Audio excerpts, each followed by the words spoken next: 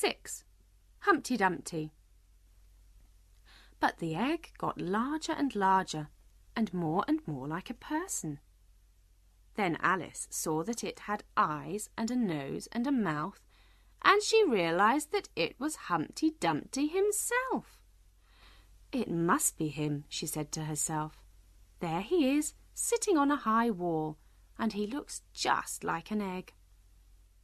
He was sitting very still and seemed to be asleep, so Alice stood and repeated to herself the words of the song. Humpty Dumpty sat on a wall. Humpty Dumpty had a great fall.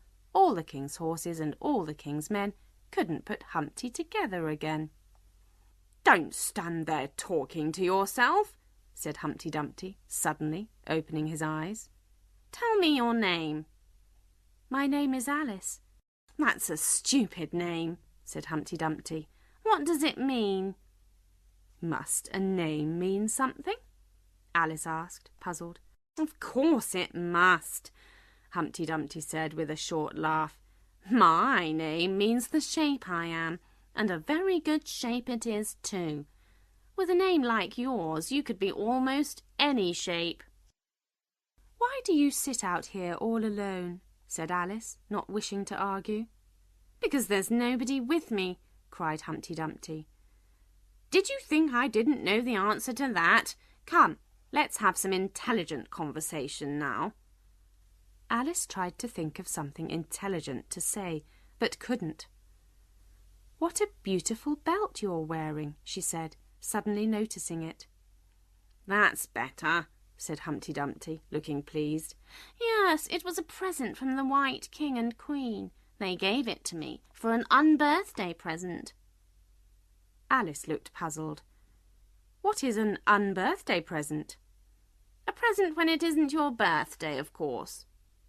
Alice thought about this. I like birthday presents best, she said at last. You don't know what you're talking about, cried Humpty Dumpty. How many days are there in a year?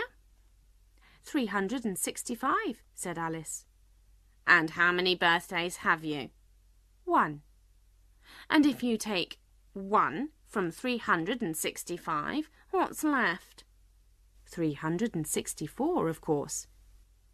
So there's only 1 day when you can get birthday presents, said Humpty Dumpty, but 364 days when you can get unbirthday presents.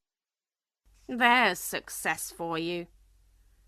I don't know what you mean by success, Alice said. Humpty Dumpty smiled. Of course you don't, until I tell you. I meant, there's a clever idea for you. But success doesn't mean a clever idea, Alice argued. When I use a word, Humpty Dumpty said, looking down his nose at Alice, it means just what I choose it to mean, neither more nor less. But can you make words have different meanings? Asked Alice. Words are difficult things, I agree, said Humpty Dumpty, but you have to be strong with them. Give them orders. Tell them to obey you. They must work hard and do what they're told. He banged his hand excitedly on the wall as he spoke. You seem very clever with words, sir, said Alice politely, hoping to calm him. She was worried about him falling off the wall. Humpty Dumpty looked pleased. I can explain most words and get them to do what I want, he said. Some of them are like suitcases, you know. They've got several meanings packed up in them. Take poems, for example. One short poem can carry as many meanings as 5 people's luggage. Somebody repeated a poem to me earlier today, said Alice. It was Tweedledee, I think.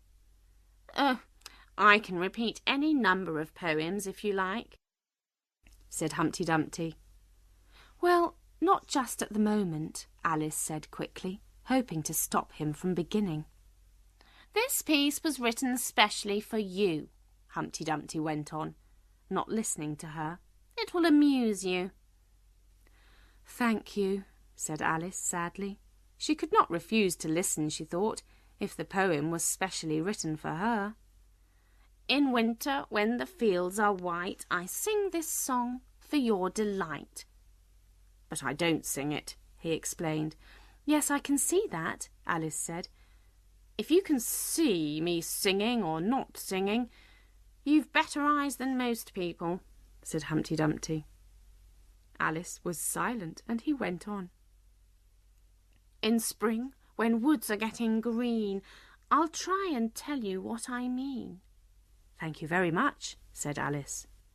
In summer, when the days are long, perhaps you'll understand the song.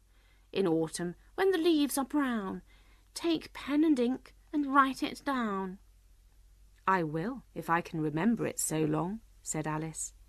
Don't go on saying things, Humpty Dumpty said. They're not sensible, and I forget where I am. I sent a message to the fish. I told them this is what I wish. The little fishes of the sea, they sent an answer back to me. The little fish's answer was, we cannot do it, sir, because... I'm afraid I don't understand, said Alice. It gets easier as it goes on, Humpty Dumpty replied. But the poem went on for a long time, and Alice thought it got harder, not easier, to understand. Then Humpty Dumpty suddenly stopped, and there was a long silence. Is that all? Alice asked politely. That's all, said Humpty Dumpty. Goodbye. Alice waited a minute, but Humpty Dumpty closed his eyes and did not speak again. So she got up, said goodbye, and quietly walked away. What an extraordinary person, she said to herself as she walked. I don't think I ever met... She never finished what she was saying, because at that moment a heavy crash shook the forest from end to end.